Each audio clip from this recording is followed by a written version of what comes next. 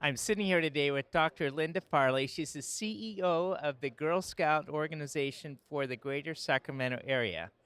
Welcome. Thank you. Thank you. So, I understand there are some 18,000 Girl Scouts under your jurisdiction. There are about 18,000, and we actually serve 18 counties. So we go as far north as Yuba City and down south into Merced County, Los Banos. So we're a pretty big geographic area, but about 18,000 girls, yes.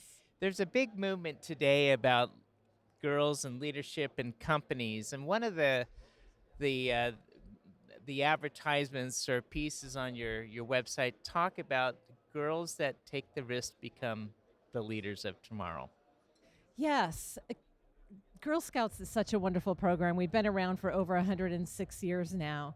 And what we're finding is girls who stay in our Girl Scouting program for at least 3 years actually perform better on life outcomes. So you're going to find that Girl Scouts will earn more money, they'll be higher educated, they will volunteer more in their community, they'll be engaged more in their community, and they're more apt to take leadership positions. So our vision is to be the premier leadership development organization for girls.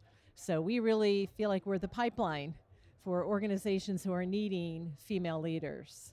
The public often associates Girl Scouts with the cookie drive, Yes. and which is always wonderful. But what is the age range for the girls that you serve in the We organization? serve girls in kindergarten through 12th grade. And you mentioned the cookie program. It is our entrepreneurial program. It's one of our four pillars. We have outdoor is a pillar. We have STEM, science, technology, engineering, and math as a pillar. We have life skills as a pillar. And then our entrepreneurial program, which is just all about cookie sales. And it really is a program that helps girls with financial literacy. It helps them understand how to run a program, how to manage their money, how to market. So our cookie program is a very serious program for our girls, and girls kindergarten through 12th grade participate. When we talk about the entrepreneurial side of things with the girls, is it an individual or a troop effort for fundraising? Great question. It's actually both. We have girls in troops who choose not to sell cookies. They're busy with other things. But it does tend to be a group activity. But there are girls who have individual goals. So quite often the girls set their own goals in terms of how many boxes of cookies they want to sell and how many they sell, and then they earn individual incentives. So we have girls who actually are on a trip to Hawaii for a program in Hawaii because they were our top cookie sellers. So these are pretty serious incentives. We have a group that hiked the Grand Canyon.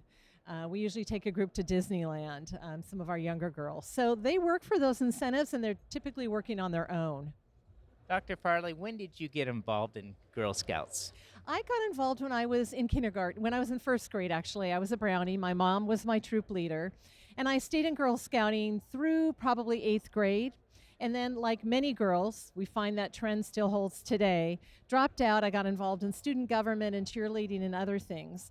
I have since been the CEO for 6.5 years here in Sacramento. We have an office in Sacramento, Stockton, and an office in Modesto. But I've always been a Girl Scout, really my whole life, and very actively engaged the last 6.5 years. In the world that we live in today with technology and change, it seems that our schedules become ever more busy. You mentioned that your mother mentored you into the Girl Scout program.